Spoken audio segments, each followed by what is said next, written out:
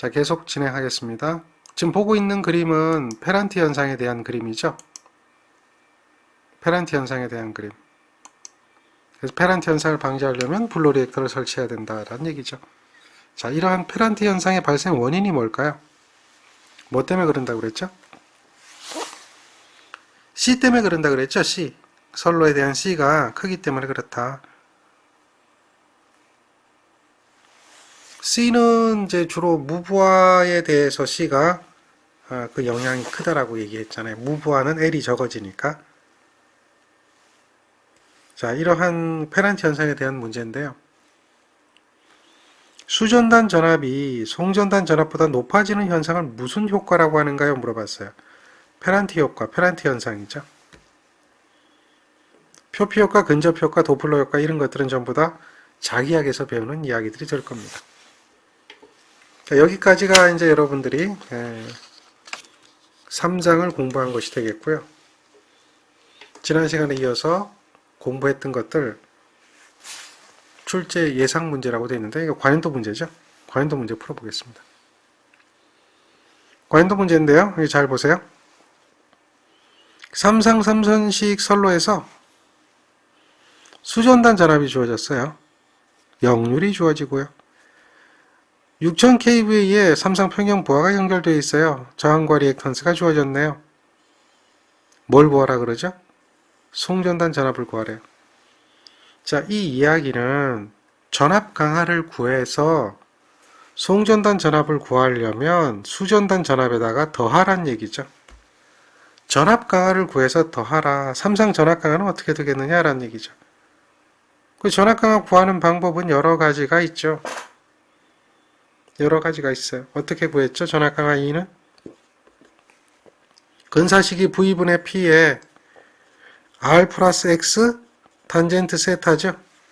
이렇게 구하는 게 근사식이 있어요. 물론 이제 이렇게 구해도 돼요. 이렇게 구하는 것은 전류를 구해서 집어넣어줘야 되겠죠. 그리고 R 코사인 세타, X 사인 세타 그대로 하면 돼요.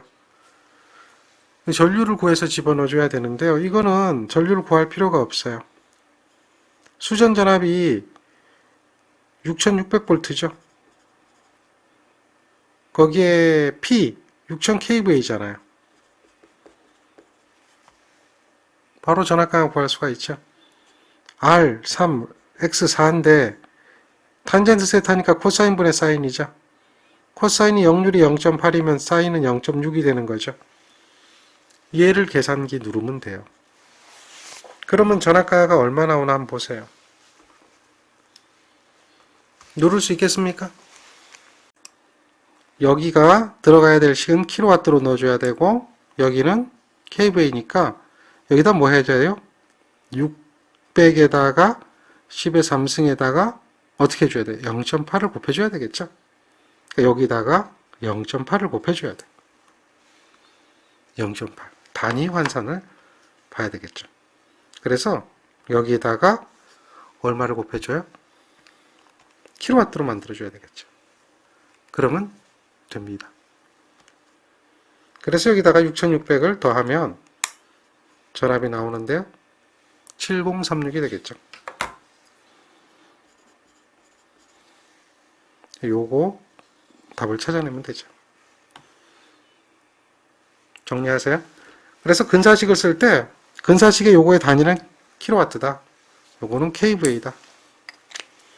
요것만 알면 이 식이 훨씬 더 쉽게 접근이 되죠. 안 그러면 이걸로 계산을 하게 되면 전류를 또 구해서 집어넣어야 되니까 복잡한 식이 되어질 수가 있습니다. 정리가 되겠죠? 자, 그 다음에 요거는 이제 그 전압 강하율과 전압 변동률을 각각 구하라 이렇게 얘기했네요. 요게 송전단 전압이고요. 수전단 전압이죠.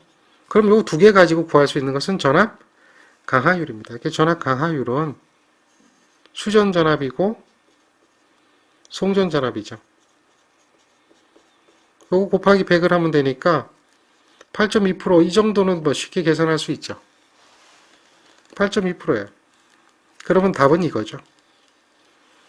나머지는 뭐 구할 필요가 없죠. 변동률은 어떻게 되느냐? 무부하, 부하를 끄는 경우, 그러니까 수전단 전압이니까 VR0가 되겠죠. 변동률은 어떻게 될까?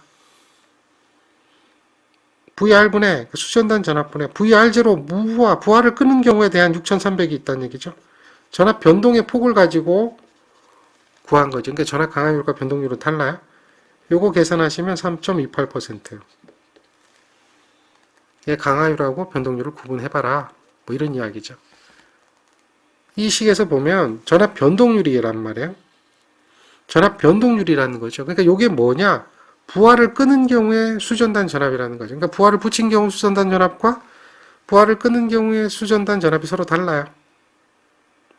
이게 다르니까 전압 변동이 생긴 거죠. 그래서 그걸 퍼센트로 나타내는 걸 전압 변동률이라고 한다. 그러니까 여기서 이 부분은 부하를 끄는 경우에 대한 수전단 전압이다. 그래서 무부하시, 부하시가 아니에요. 송전단이 아니라 뭐죠? 수전단 전압이다. 라고 이야기를 할 수가 있는 거죠. 부하를 끄는 경우에 대한 수전단 전압. 또 볼까요? 자, 단거리 송전솔로 문제 계속 보죠. 여기서는 전압 강화율을 구하라 그랬어요. 여기서 이렇게 굉장히 복잡하게 이야기를 하고 있죠. 수식을 봐도. 근데 전압 강화율은 이런 식이 아니어도 구할 수가 있어요. 원래 전압 강화율은 수전 전압에 대한 전압 강화의 비를 백분율로 나타낸 거니까요. 여기서 전압 강화만 구하면 돼요. 그러면 전압이 주어지고 전류가 주어졌죠. 전력이 주어지지 않았으니까 당연히 얘는 삼상이에요. 단상이라는 조건이 없으면 당연히 삼상이에요. 그래서 얘는 루트 3 i에 r 코사인 세타 x 사인 세타 이걸로 구하면 돼요. 원래 요거는 vs-vr이 전압가가 2잖아요. 그러니까 이런 식으로 계산 안 해도 여기다 그냥 전압 강압만 계산해도 된다는 얘기예요. 전압 강압을 구하면 여기다가 집어넣어요. 200 집어넣고 R 얼마요? 7.61 역률이 얼마죠? 0.8 리액턴스 X 11.85 코사인이 0.8이면 사인은 0.6 많이 얘기했죠? 기억나죠? 그 얘기 많이 했던 거? 그래서 요거의 전압 강화를 구해보세요. 전압 강화. 그럼 이 전압 강화가 몇 볼트가 나오느냐 이거예요. 몇 볼트가 나오느냐. 이거 계산하면 되겠나요? 얼마 나오는지 여러분들이 해보면 되죠? 충분히 어렵지 않잖아요. 여기에 R 7.61 11.85 이게 전압 강하거든요. 그러면 이걸 수전 전압으로 나눠주면 돼요. 수전 전압이 얼마라고 그랬어요? 6만 볼트라고 그랬죠. 그리고 여기에 대해서 곱하기 100 7.61 나오네요. 7.62 이게 뭐가 된다? 그렇죠. 전압 강화율이 되는 거예요. 그러니까 전압 강화를 구해서 전압 강화를 이 값이 나오는 걸 수전 전압으로 나눠주면 그리고 곱하기 100을 하면 우리가 원하는 식이 된다는 거죠. 자, 이거는 이제 제가 이렇게 얘기했던 거 기억하나요? 이렇게 되는 게 있었고요. 이렇게 되는 게 있었고요. 이렇게 되는 게 있었다 그랬죠. 전압의 제곱에 비례하는 건 뭐였어요? P였고요. 전압에 반비례하는 것은 뭐죠? 전압 강화죠. 요건 세 가지가 있었나요? 뭐 있었죠? 전압의 제곱에 반비례하는 거. 세 가지가 있었어요. 전압 강화율, 또 전력 손실, 또 전선의 단면적. 기억하시나요? 전압의 제곱에 반비례하는 것들. 네, 그거 머릿속에서 넣고 있어야 돼요. 그러니까 전선의 단면적은 어떻게 되느냐 물어봤으면 전압과의 관계는 제곱에 반비례한다. 자, 이것도 보세요. 전압과 역률을 일정하게 하고 전력을 몇 프로 증가시키면 손실이 2배가 되겠는가? 손실과 전력과의 관계죠. 손실의 식은 어떻게 될까요? 이거는 3배의 i자승R이죠. 3배의 i는 어떻게 되죠? P를 유효전력이죠. 정리하면 약분돼서 없어지고요. V의 제곱에 코사인의 제곱의 세타죠.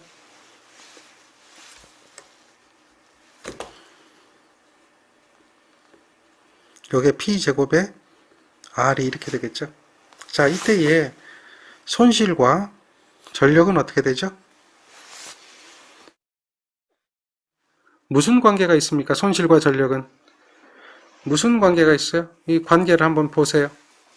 무슨 관계? 제곱에 비례하잖아. 손실은 전력의 제곱에 비례하잖아요. 그러니까 손실을 2배로 하면 전력은 이게 전력을 구하는 거죠. 그럼 전력은 어떻게 돼요? 전력의 제곱은 손실이니까 전력은 손실을 루트죠. 손실을 루트잖아요. 루트 씌워준 거하고 같단 말이에요. 양변 루트 씌워줘야 되니까. 2분의 1승에 비례한다. 그래서 P'를 구해보면 이게 손실이 1에서 2배로 갔잖아요. 그거에 비례한다라고 얘기할 수 있죠. 그러니까 루트 2배가 되죠. 루트 2배. 이 식이 왜 이렇게 됐는지 잘 모르겠다라고 하면 우리 회로 이론 시간에 배웠던 거 기억하세요? 둘로 쓰고 PL도 둘로 쓰고 점 찍고 비례하는 개수 루트 배 는 그렇게 되는 거죠. 그래서 여기서 P를 이항시키면 이 식이 될 거고 처음 거 놔준 거잖아요. 1에서 2배니까 2로 간 거죠. 이 식이 이렇게 바뀐 거잖아요.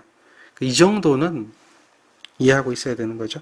그래서 얘가 루트 2배 즉 1.414P가 된다는 얘기죠. 41% 정도? 그러니까 손실이 2배가 되면 전력은 41% 정도 증대가 된다. 이런 이야기를 하는 거죠. 그걸 계산하는 문제입니다. 그 다음 걸 보면 자, 이거는 전압과의 관계죠. 전압 강하율은 전압이 어떻게 되는가?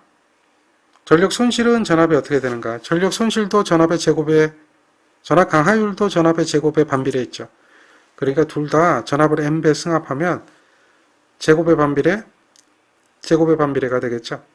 둘 다 제곱에 반비례한다라고 하는 거죠. 그걸 찾아라는 얘기예요. 어렵지 않죠? 전압의 제곱에 반비례한다. 그러니까 우리가 기억해야 될 게 전압에 반비례하는 거, 전압의 제곱에 반비례하는 거, 전압의 제곱에 비례하는 거, 요거를 기억한다는 거죠. 그렇게 하면 훨씬 더 쉽게 갈 수가 있다는 이야기입니다. 그 다음 거 한번 볼까요? 얘는 문제가 뭐죠? 삼성삼선식 전선에서 일정한 거리에 일정한 전력을 전송할 때 손실은 어떻게 될까요? 전압이 어떻게 되죠? 손실은 저항소는 전압의 제곱에 반비례한다. 전압의 제곱에 반비례하죠. 손실. 전압의 제곱에 반비례하는 거 대표적인 거 3가지가 있다고 그랬죠? 뭐가 있어요? 전압 강하율, 전력 손실, 전선의 단면적. 그렇게 기억하고 있는 거죠. 자, 기억하고 있는 것을 우리가 끄집어낼 줄 알아야 진짜 공부가 되는 겁니다. 제가 설명할 때 알아듣는데 설명이 끝나면 모르겠단 말이에요. 그거는 모르는 거예요. 복습이 안 된 거죠.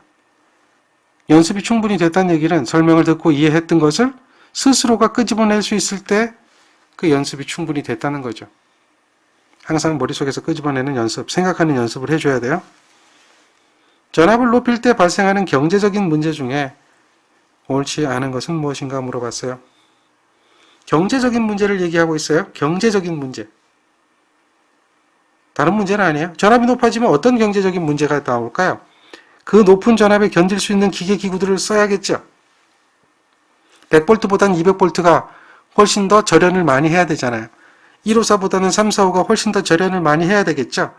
그러니까 애자 개수도 늘어나는 거고 절연비도 올라가겠죠. 옳지 않은 거 찾으래요. 송전 전력, 전선의 단면적이 일정하면 전력 손실이 감소한다. 전압이 높아지면 손실이 전압의 제곱에 반비례하죠. 그러니까 손실이 감소하는 거 맞나요? 네, 손실이 감소하는 거 맞죠? 그 다음 애작의 수 증가한다. 맞죠? 변전소에 시설할 기기값이 고가가 된다. 맞아요. 보수 유지에 필요한 비용이 많아지겠죠. 절연비가 그만큼 올라가니까 보수 유지에 필요한 비용은 당연히 어떻게 된다? 많아진다. 정리가 됩니까?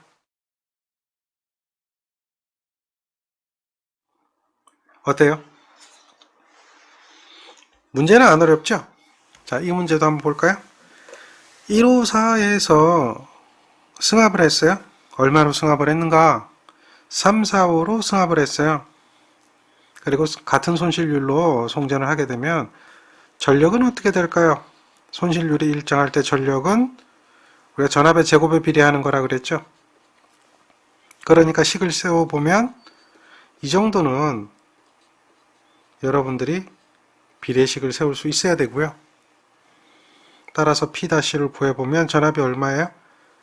154에서 얼마로 승합했어요? 어떻게 된다고요? 제곱에 비례한다고 그랬죠. 이 식에서 이렇게 바뀌는 거 알아야 되고요. 요거 계산하면 5배 정도 송전 가능 전력이 커진다라고 볼 수가 있겠죠. 154보다는 3, 4, 5로 높여주면 송전 가능 전력이 5배가 커져요. 그러니까 154 쓰겠어요? 3, 4, 5 쓰겠어요? 그러면 3, 4, 5 쓰겠어요? 7, 6, 5 쓰겠어요? 전압을 자꾸 높이는 이유가 있겠죠. 경제적인 문제 중에서는 전압을 높이면 여러 가지 좋은 점들이 많아요. 그러나 이제 안전성적인 문제, 뭐 전자기파라든지 이런 문제들이 있다면 전압이 높아지면 문제가 더 심각해지겠죠. 자, 중거리 송전선로는 4단자 정수에 의해서 계산되는데요. A, B, D 값이 주어졌어요. C 값을 구하라. 4단자 정수의 관계식을 기억하느냐는 얘기죠. AD-BC는 1이라는 식에서 C 값이니까 AD-1은 BC가 되는 식을 아시겠죠? 이항하면 되죠, 서로. 그래서 여기서 C 값을 구하는 거죠. C는 그러니까 B분의 AD-1이다라는 식에 의해서 계산이 된다. 자, 그대로 계산기 넣으면 되겠죠. 계산기가 없는 시절에는 굉장히 어려웠어요. 근데 계산기 있으면 쉬워요. 여기 j 의 190이죠. j 의 190, A하고 D는 1이에요. 그러니까 1 곱하기 1 빼기 1이죠. 오이. 끝이네. 1 곱하기 1 빼기 1, 0이네. 뭐 이건 계산기 하나마나 0이네. 간단하죠. 자, 이거는 Y네요. 4단자 정수는 어떻게 될까요? 1, 0, Y, 1 나오는 거 기억하시나요? 4단자 정수. 이렇게 돼서 Z가 되면 어떻게 되죠? 여기가 Z가 되면 4단자 정수는 어떻게 되죠? 1, Z, 0, 1 이거 기억하시나요? 예, 그거는 다 아는 이야기예요. 그래서 4단자 정수 구하라 그러면 1, 0, Y, 1이에요. 간단하죠. 두 개가 합쳐지면 이제 행렬로 계산하면 되는 거예요. 자, 지금처럼 이렇게 병렬로 연결됐죠? 병렬로 연결되면 어드미턴스는 2배, 임피던스는 2분의 1배가 되고 어드미턴스는 2배가 되는 거 기억하십니까? 이야기 설명 많이 해드렸어요. 정리까지 다 해드렸죠. 임피던스는 병렬 연결하면 당연히 줄어들고 어드미턴스는 병렬 연결하면 당연히 커진다. B정수는 임피던스, C정수는 어드미턴스다. 그러니까 지금 C정수는 어드미턴스이기 때문에 어떻게 되죠? 2배로 커지는 거죠. 어려운 얘기 아닙니다. 요거 그 관계 묻는 거예요. 전압비 전류비는 일정한데 임피던스 절반 어드미턴스 2배, 임피던스 절반 어드미턴스 2배가 되는 것을 찾아라. 병렬로 연결했을 때죠. 2회선 병렬. 어려운 얘기 아니죠? 자, 그 다음 거 행렬 계산하는 문제인데요. 한번 보시죠. 이러한 회로가 있다. 새로운 4단자 정수를 구하라. 근데 여기 ZTR이 있어요. 4단자 정수 A, B, C, D가 있어요. 그러면 어떻게 되죠? A, B, C, D에다가 얘는 4단자 정수가 얼마 돼요? 1, ZTR 0, 1이죠. 임피던스가 연결되어 있으니까 이거를 계산하시면 돼요. 그럼 요거는 어떻게 됩니까? 얘가 없다고 보면요. 계산 가능합니까? 계산이 가능하죠. 얘가 없다고 보면 돼요. 얘가. 그러면 1, 0. A밖에 안 남죠. 얘가 없다고 보면 C, 0. 다음 얘가 없다고 보는 거죠. AZTR, B. AZTR, B가 되겠죠. 다음 여기 없다고 보면 어떻게 돼요? CZTR, D가 되죠. 요것이 새로운 4단자 정수가 되겠죠. 여기서 우리가 구하는 것은 B 값을 물어봤으니까 요거 하나만 구하면 되죠. AZTR 플러스 B, B 플러스 AZTR이 되겠죠. 그러니까 요것이 되네요. 그런 새로운 4단자 정수를 구하면 돼요. 그러니까 이게 구하는 게 어렵지 않아요. 얘가 없다고 생각해서 구하면 AC가 나오고요. 얘가 없다고 생각해서 구하면 BD가 나오죠. 마찬가지입니다.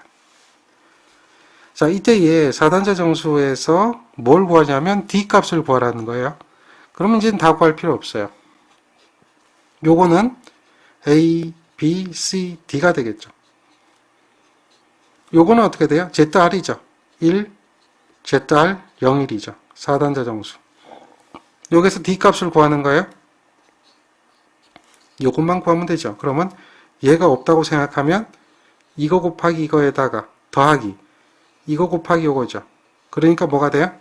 CZR 더하기 D가 되겠죠. D 플러스 CZR인 얘가 4단자 정수가 되겠죠. 아시겠죠? 그냥 바로 구해지는 거예요. 이렇게 뭐 실제로 4단자 정수를 이용해서 송전전압과 송전전류를 구하는 문제는 단 한 문제도 없어요. 그냥 지금처럼 순수하게 전력공학도 회로 이론처럼 4단자 정수밖에 물어보지를 않아요. 중거리 송전선로는. 장거리도 마찬가지예요. 실제 해석하는 것은 굉장히 어렵죠. 얘도 두 개가 이렇게 종속 연결되면 4단자 정수 A0, B0, C0, D0는 어떻게 되느냐 이 얘기죠. 그러니까 결국 이거를 구하는 거죠. 행렬로 구하는 것밖에 없어요. 그러니까 하나만 구하면 돼요. A의 제곱에 BC가 A죠. A 정수는 A제곱에 BC잖아요. 결국 A제곱에 BC가 A 정수면 A제곱에 BC인 것만 찾아보세요. 1번밖에 없죠. 이거 하나만 구해도 답이에요. 왜? 출제위원은 여러분 편이에요. 제가 만약에 출제위원이라면 여러분 편이 아닌 사람이라고 가정했을 때 그렇다면 1번도 A제곱 플러스 BC, 2번도 A제곱 플러스 BC, 3번도 A제곱 플러스 BC, 4번도 A제곱 플러스 BC 이렇게 넣을 거예요. 그래야 더 구해보죠. 근데 출제위원은 여러분 편이에요. 여러분 편이다 보니까 하나만 구할 줄 알면 바로 답이 나올 수 있도록 만들어 놓는 게 일반적으로 많아요. 그러니까 다 할 필요도 없고 기본만 하라는 얘기예요.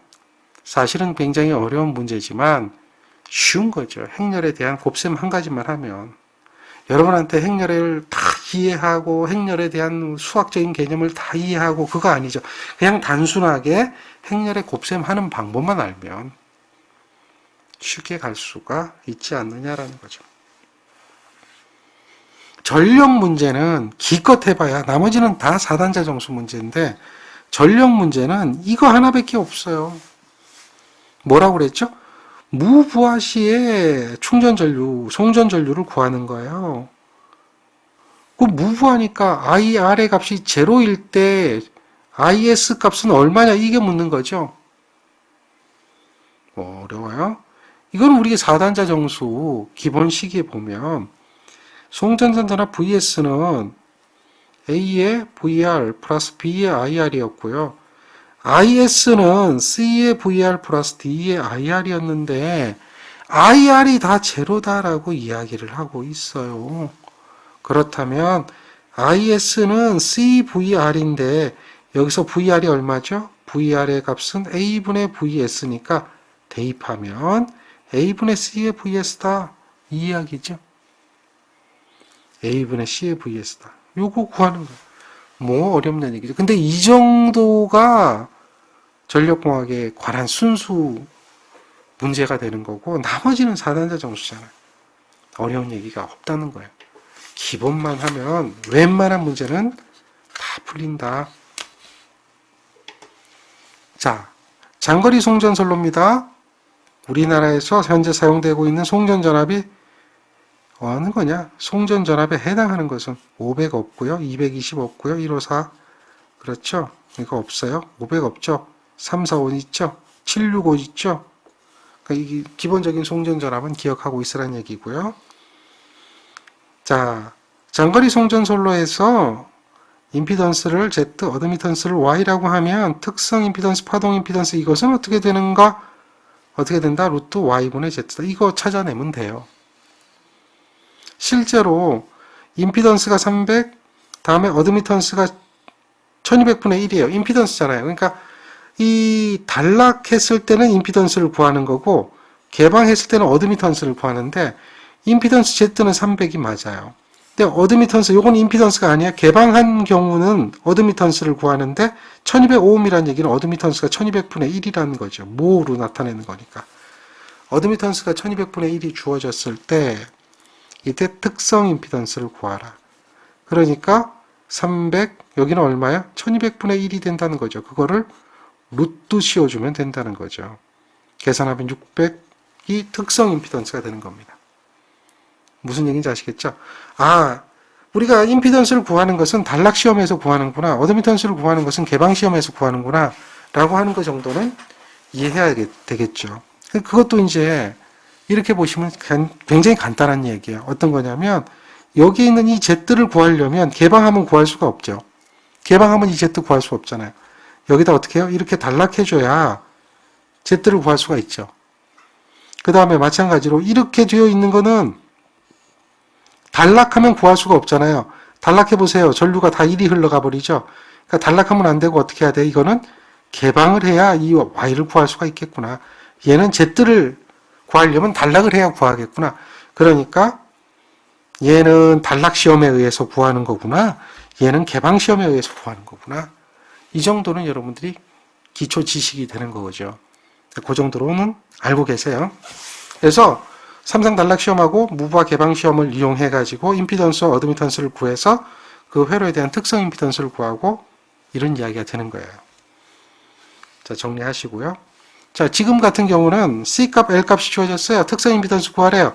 특성 임피던스 Z0는 C분의 1이죠. C가 얼마입니까? 0.009 마이크로 10의 마이너스 6승이에요. L은 1mm, 1 곱하기 10의 마이너스 3승이에요. 미리니까. 자, 특성 임피던스는 서로 거리하고는 아무 관계 없어요. 왜냐하면 여기에도 per km, 여기도 per km니까 1km, km 서로 약분되죠. L 곱해주는 건 약분되잖아요. 그러니까 거리하고는 관계 없어요. 이렇게 해서 루트 해주면 되겠죠. 요거 계산기 누르면 돼요. 그러면 그냥 3분의 1000 나와요. 요게 그냥 나와요. 그러니까 그대로 답을 찾아내시면 되겠죠. 자, 장거리 송전선로 어때요? 뭐 이런 정도만 하시면 돼요. 더 복잡한 거는 할 필요도 없고요. 하지 않아도 됩니다. 우리가 알고 있는 그런 기본 수준에서만 문제 풀어도 할 게 많아요. 다음에 45번 문제죠. 이거 한번 볼까요? 이러한 특성 임피던스는 단락 시험, 그렇죠? 개방 시험, 이거에 의해서 구해진다. 그러니까 무바 시험하고 단락 시험이에요. 무바 시험이 개방 시험이에요. 부하를 안 달았으니까. 그래서 무바 시험이 개방이라는 얘기죠.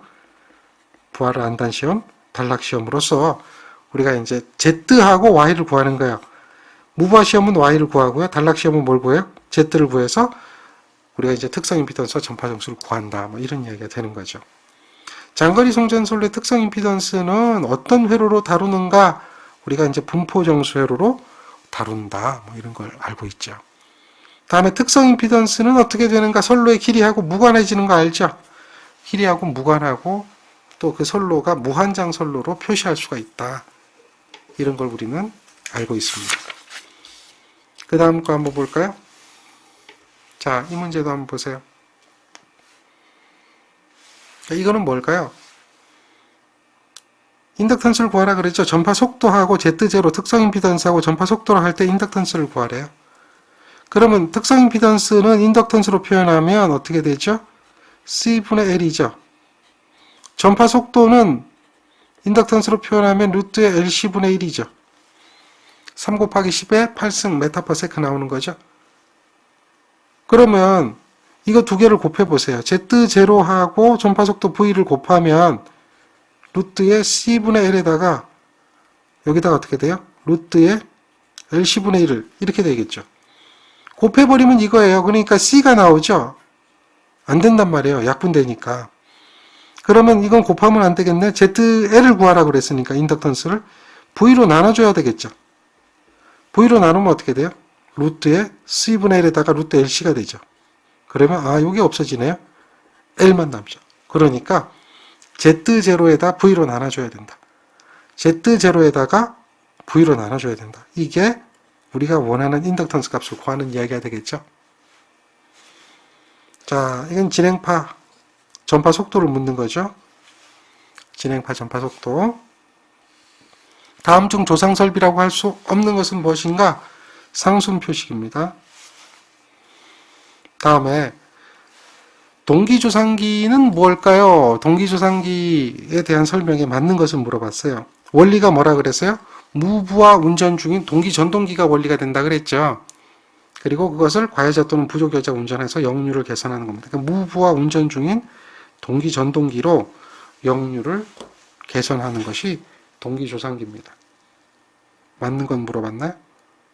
무부하 운전 중인 동기전동기, 이거 발전기라고 그랬네요. 발전기가 이게 아니죠. 전동기죠. 무부하 운전 중인 동기전동기로, 그러니까 2번이 답이 되겠죠. 되겠죠? 2번이 답이 되네요. 그 다음에 자, 조상설비에 관한 문제들이 있네요. 이런 얘기가 나오네요. 여기 보면 전력계통의 전압을 조정하는 설비, 전압을 조정하는 설비의 특징에 대해서 틀린 것은 읽어보세요. 콘덴서는 진상, 맞죠? 리액터는 진상이 없다, 맞아요. 동기조상기는 무효전력의 공급 흡수, 진상, 지상이 모두 가능하다는 얘기죠? 맞죠? 동기조상기는 조정의 단계가 연속적이고요. 콘덴서나 리액터는 그 조정의 단계가 불연속적이죠. 틀린 건 물어봤으니까 이해가 되겠죠? 병렬 리액터는 초고압 장거리 송전선로에 또는 지중계통의 충전 용량 보상으로 주요 발전소에 설치된다. 그러니까 그러한 충전 용량을 보상해서 뭐 하는 거죠? 페란티 효과. 션트 리액터는 페란티 효과 방지한다고 그랬죠? 다음 동기조상기에 대한 설명을 옳은 것은 동기기는 회전기예요. 정지기의 일종이 아니에요. 회전기예요. 전동기가 기본 원리가 되거든요. 변압기 같은 걸 정지기라 그러고 전동기나 발전기를 회전기라 그러죠. 연속적인 전압 조정이 가능하죠. 그 다음에 송전선로의 시송전에 이용할 수 있죠. 그게 답인 거죠. 안정도를 증가시키기 어렵다 이건 아니죠. 얘를 제어하면 안정도에 기여할 수가 있죠. 안정도는 뭐냐? 안정하게 운전할 수 있는 능력이라고 생각하시면 되는 거예요. 그러니까 안정도를 쉽게 비유하면 이런 거죠. 여러분들이 짐을 질 수 있는 무게가 80kg예요. 그런데 그 여러분들 짐을 질 수 있는 한계가 80인데 60의 짐을 주는 거예요. 그러니까 부하를 60을 주는 거예요. 그러면 여러분들 충분히 그 짐을 지고 운반을 할 수가 있어요. 이건 안정한 거예요. 그런데 여러분을 짐을 질 수 있는 무게가 80인데 80을 주면 어떻게 돼요? 안정도에 한계에 걸려 있죠? 한계에 걸려 있어요. 그러면 얘가 가다가 안정하지 않을 수도 있고 안정할 수도 있어요. 그건 모르는 거예요. 안정 한계에 걸린 거죠. 근데 100kg를 주면 어떻게 돼요? 그냥 자빠지게 돼 있죠. 이건 불안정한 거예요. 그럼 여러분들의 안정도를 증진시키려면 어떻게 해야 돼요? 들 수 있는 무게를 80에서 100으로, 100에서 200으로 자꾸 올리면 되겠죠? 운동해서 막 근육 만들어야 돼. 그게 안정도가 향상되는 거예요. 비유하자면 그런 거예요. 그러니까 안정도라는 것이 무슨 뜻인지 아셔야 된다는 얘기죠. 나중에 배우게 되는데. 안전하게 운전할 수 있는 능력이다. 동기조상기하고 전력용 콘덴서를 비교할 때 이점으로 옳은 것은 물어봤어요. 콘덴서의 이점입니다. 진상, 지상, 공용이다. 이거는 조상기의 이점이죠. 단락 고장이 일어나도 고장 전류가 흐르지 않는다. 요거는 잘 모른다 칩시다. 시송전은 이용이 가능하다. 이거는 조상기에 대한 거죠. 전압의 조정이 연속적이다. 이건 조상기에 관한 거죠. 이거밖에 없어요. 단락 고장이 일어나도 고장 전류가 흐르지 않는다가 아니라 흐르더라도 적게 흐르죠. 콘덴서니까 적게 흐른다라고 보시면 돼요. 자, 다음 거 볼까요?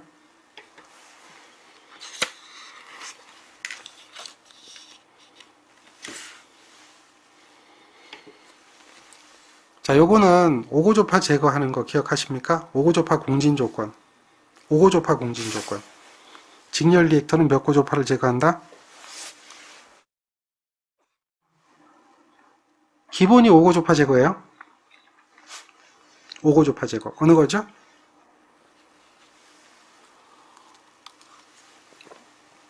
사실은 오고조파만 제거하는 게 아니라 때에 따라서는 3고조파도 제거할 수 있고요. 그런데 3고조파는 델타 결선으로 제거가 되기 때문에 5고조파 제거하는 거예요. 그래서 이러한 5고조파를 억제시킬 목적으로 직렬 리액터를 설치하거든요. 아까 몇 프로라 그랬죠? 6%. 계산상은 4%인데 실제는 6%죠. 자, 그러면 150이에요. 6%. 이렇게 하면 얼마 나올까요? 150에 6%.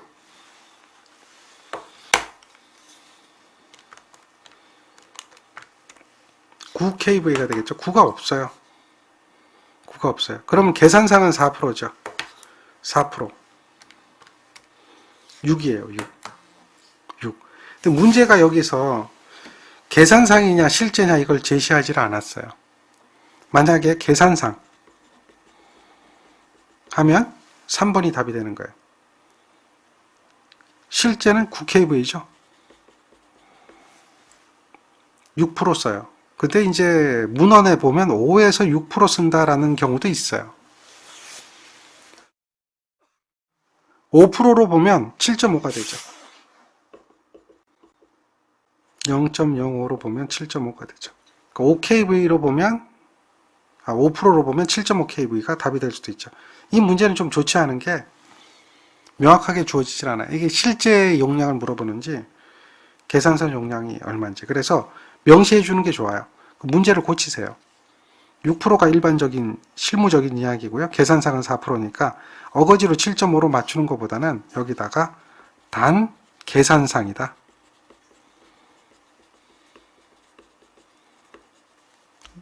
이렇게 이야기하고 답을 3번으로 보는 게 좋아요. 무슨 얘기인지 아시겠죠? 자, 요거는 좀 문제 자체가 명확치 않습니다. 계산상 값인지 실무적인 값인지 주파수의 변동 등을 봐서 실제로는 6%인 것을 사용한다 이렇게 보시면 돼요.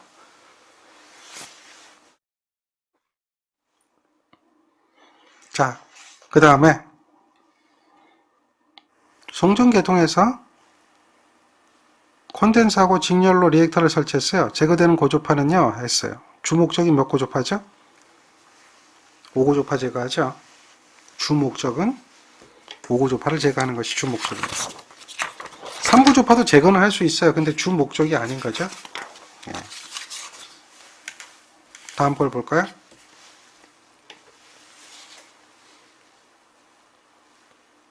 전력용 콘덴서에서 방전 코일을 설치하는 주된 목적은 뭐냐? 아까 그림을 하나 그려드렸어요. 3고조파 제거하기 위해서 델타를 해요. 델타를 하면 콘덴서 용량도 커져요. 그리고 직렬 리액터를 설치했죠. 이렇게 직렬 리액터를 설치하면 5고조파가 제거가 된다 그랬죠. 그리고 여기다 뭘 설치한다 그랬어요? 이렇게 된 거 설치하죠. 그러니까 여기서 방전 코일은 뭘 얘기하느냐? 얘를 얘기하는 거예요. 얘를 얘기하는 거예요. 이걸 설치하는 것은 뭐냐? 콘덴서를 전원에서 분리했을 때 잔류하는 전원 개방 시 잔류하는 전하를 방전시켜서 위험을 방지하는 것을 목적으로 하죠. 얘는 5초 이내 50V 이하로 떨어뜨려야 돼요. 그러한 능력을 갖춰야 돼요. 방전장치. 다음에 직렬 축전지에 직렬 콘덴서죠. 콘덴서는 두 가지가 있다 그랬죠. 콘덴서는 두 가지가 있는데 하나는 병렬 콘덴서가 있고요. 또 하나는 뭐가 있다 그랬어요? 직렬 콘덴서가 있죠. 병렬 콘덴서가 하는 역할은 부하하고 병렬로 연결해서 역률 개선을 목적으로 하는데요. 직렬 축전지가 하는 역할은 루트 3의 i에 r 코사인 세타의 x 사인 세타죠.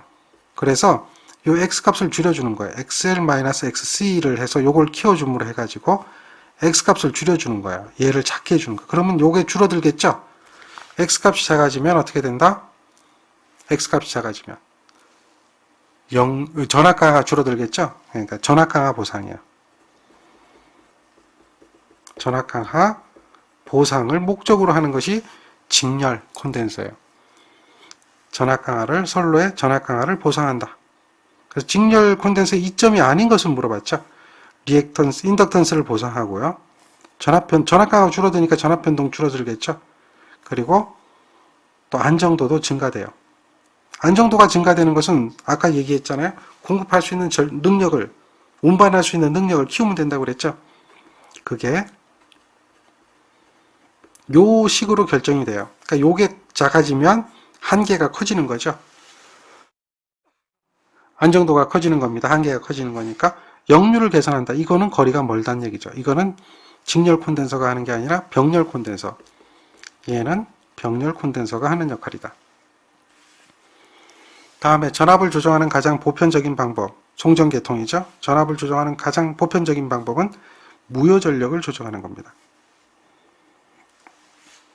그래서 이 무효전력을 조정하는 설비를 뭐라고 불렀어요?